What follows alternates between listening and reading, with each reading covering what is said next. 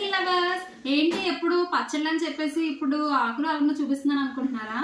ఏం లేదండి, మన ఏజిఎం పికిల్స్ లోని veg pickles, non veg pickles తో పాటు పొడులు కూడా అవైలబుల్ గా ఉన్నాయి. అది మీలో చాలా మందికి తెలియదు, అందుకని చెప్పేసి నేను చెప్తున్నాను.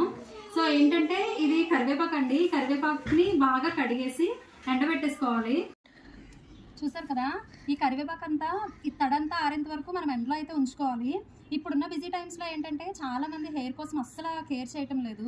ఈ కరివేపాకు పొడి వల్ల ఏంటంటే హెయిర్ గ్రోత్ అనేది చాలా బాగా ఉంటుంది. ఇది ఎండిన తర్వాత నేను పొడి అన్నది చేస్తాను.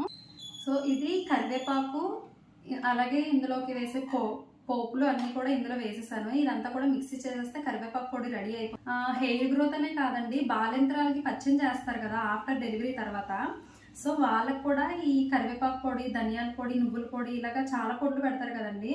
సో అవన్నీ పొడులు కూడా మన దగ్గర అవైలబుల్గా ఉన్నాయి. సో ఎవరికైనా కావాలి అంటే మన ఏజిఎం పికిల్స్కి కాంటాక్ట్ అయిపోయింది.